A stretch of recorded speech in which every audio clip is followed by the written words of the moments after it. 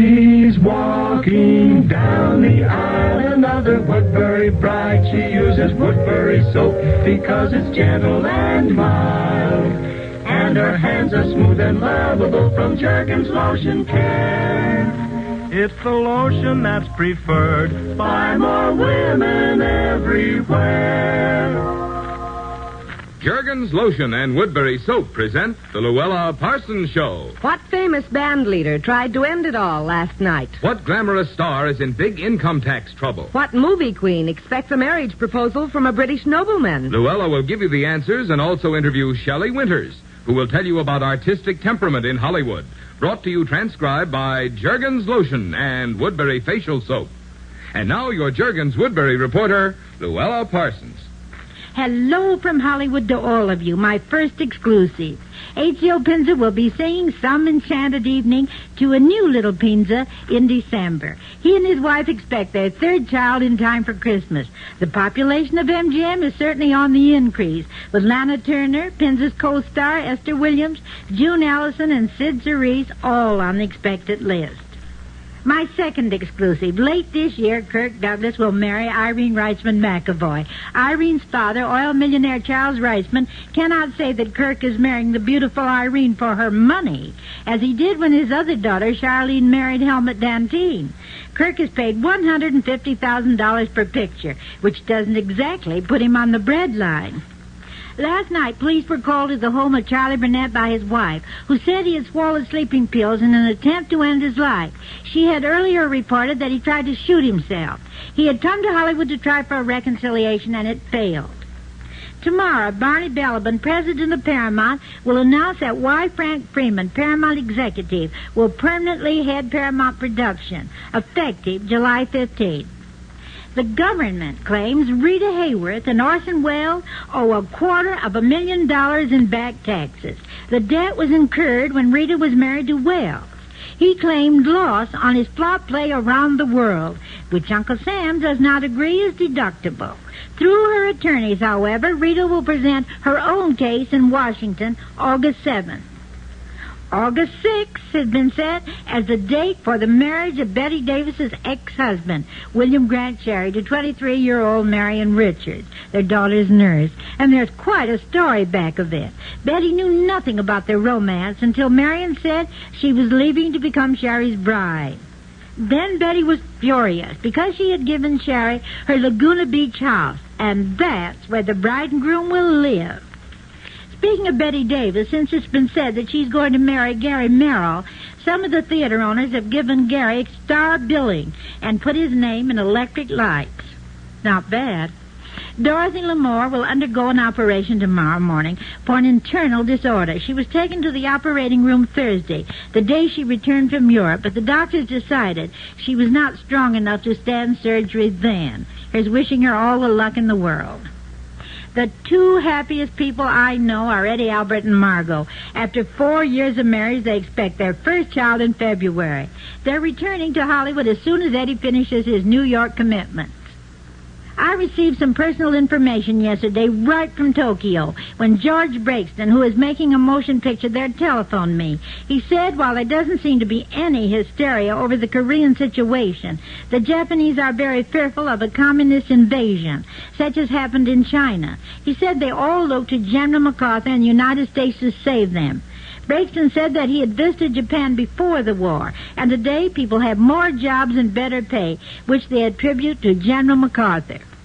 The swing and sway man, Sammy Kaye, has filed suit in New York's federal court against a network, not this one, for $400,000. He claims the network swiped his idea for one of their radio shows. Helen Holmes, well known to the older generation, serial queen of the silent movies, whose Hazards of Helen made history, died last night of a heart attack at the age of 58. Helen was with the old Caleb Company, and her favorite stunt was being tied in front of an onrushing locomotive and getting saved at the last split second. Joe Frisco, who made horse racing his great love, when Lorraine McDermott, his dancing partner, married another man, may now give up the races. Lorraine, who is now free, gets here Tuesday, and Frisco will again woo her. Frau Rommel, wife of the famous Nazi general, was visited in her home in Germany a few days ago by Nolly Johnson.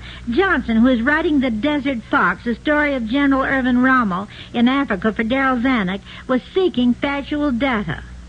There is no thought, however, of glorifying Rommel through the movies, and this I'm very glad to say. When Gussie Moran flies into New York tomorrow, she'll be minus her famous pigtails. I'll say for Gussie, there's never a dull moment with her. Last year, her lace panties were front page. I agree with some of Gussie's Hollywood friends. If she'd pay less attention to all this publicity and get down to playing tennis, she might have more chance of winning the championship.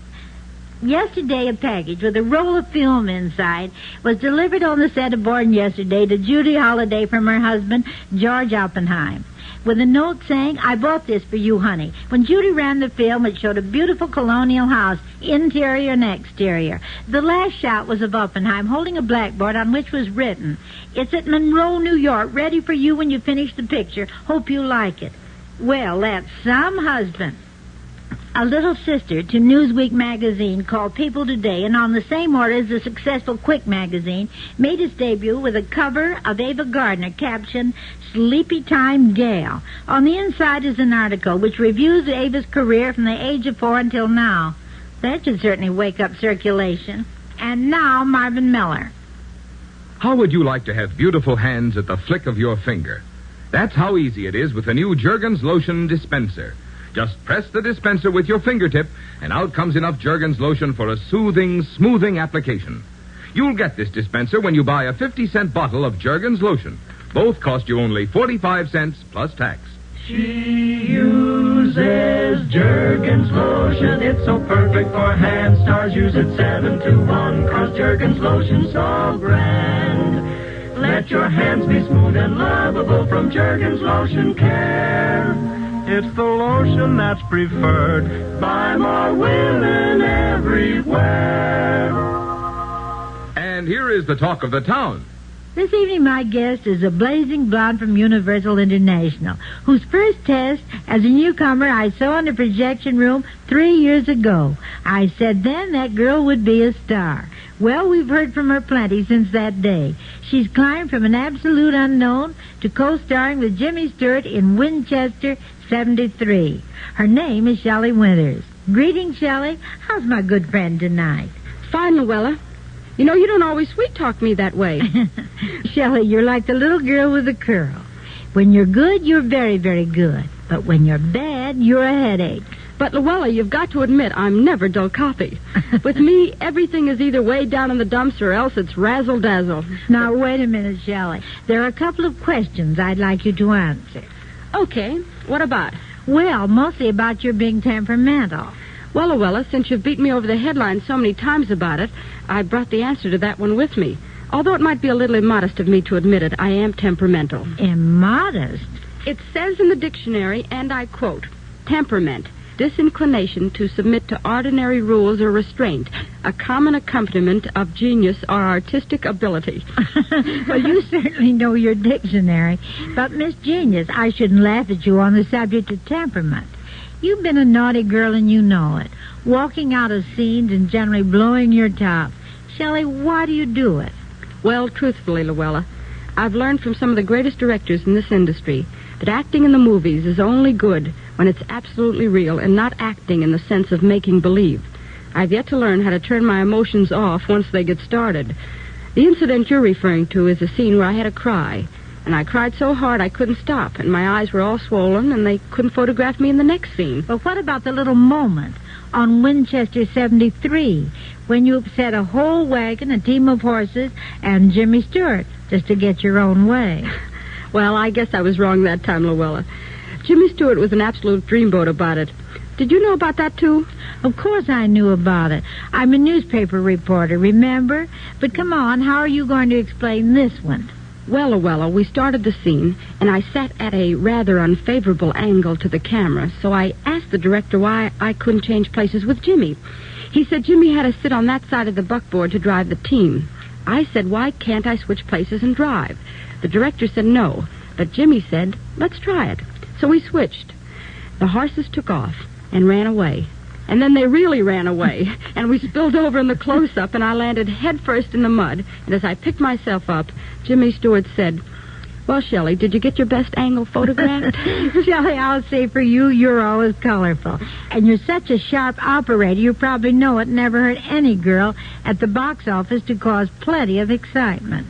I know it, Louella, but with me, it's just doing what comes naturally. Ask my father. I don't know your father, so I'll just ask you. Well, when I was 11, I decided to become an actress. I dragged my father and family away from St. Louis, Missouri to New York so I could go on the stage. When I was 20, I dragged them away from New York to Hollywood so I could go into pictures. But the payoff came the other day when I casually mentioned I'd like to make some pictures in Europe. Pop groaned and said, "Oh, no, Shelley, I'm too old to go live in a foreign country."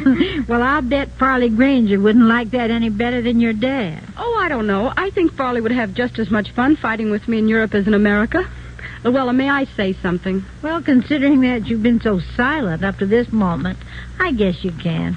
Well, seriously, I want to say to every kid who dreams of an acting career, if you really think you've got it, don't give up. Don't let anyone discourage you. I nearly died when I couldn't even get the understudy role in Barn Yesterday. But because I tried so hard for it, Garson Kanin, who wrote it, remembered me and recommended me to George Cukor, who tested me for the role in A Double Life. And you got the role. That's a test I saw 3 years ago. Louella, I wouldn't want this to get back to any producer, but most of us would work for nothing to be in a great picture. And when we do get a great part, we give everything that's in us. Maybe that's being temperamental. Shelley, I've got a surprise for you. I'm beginning to see your point. For the first time, I understand you are all the time struggling to improve your performance. And if that's temperament, maybe that's why you've climbed to the top. Good night, and thank you for being here. And now here's Marvin Miller to report a very special Woodbury Deb wedding. Lovely Patricia Dillon knew she'd be in the public eye when she married James Farley, Jr., and Pat thanked Woodbury Soap for guarding her delicate complexion. She said, "Woodbury's gentle lather smooths my skin and keeps it free of rough, red skin burn." Skin specialists make Woodbury Soap with a skin-smoothing ingredient found in fine face creams. Your complexion can be beautifully smooth and fresher, too, with Woodbury Care. She's walking down the aisle, another Woodbury bride. She uses Woodbury soap because it's gentle and mild. It has a beauty cream ingredient. You like it all so much. Ask for Woodbury soap and have the skin you love to touch. And here is last-minute news. It's a boy for Jane Withers, former child star, and her husband, movie producer William Moss. It was born just an hour ago. Joan Blondell is in Santa Monica Hospital suffering with a bad sinus attack. Ruby Dee, who played Jackie Robinson's wife in his life story, and her husband, Ossie Davis, well-known Negro actor, are expecting their first baby in September. The Earl of Warwick is on his way to the United States to see Paulette Goddard, with marriage on his mind. It's a boy for Dick Stabile, conductor of the Martin and Lewis Orchestra. He's naming the baby Martin Lewis Stabile after his comedy bosses. Early this morning, Jane Russell's brother Jamie welcomed a 6-pound baby girl. Jamie is married to Pamela Novak, daughter of Eva Novak, once William Hart's leading lady. Mary Astor's husband, Thomas Wheelock, is in St. Joseph's Hospital for an emergency appendix operation. And now, Marvin Miller. You know how attractive a golden suntan is against your light summer dresses? By tomorrow night, you can be a gorgeous golden color. Just stop at your favorite cosmetic counter for Woodbury's wonderful Dream Stuff in the Tropic Tan shade. Dream Stuff is a tinted foundation and powder in one handy cake. It smooths on with a puff, and there's no powdery look. Dream Stuff in 4 glorious shades is only 49 cents plus tax. This is Louella Parsons saying that's all for tonight. But I'll see you next Sunday when my guest will be that popular MGM star, Esther Williams. This program was transcribed. This is ABC, the American Broadcasting Company.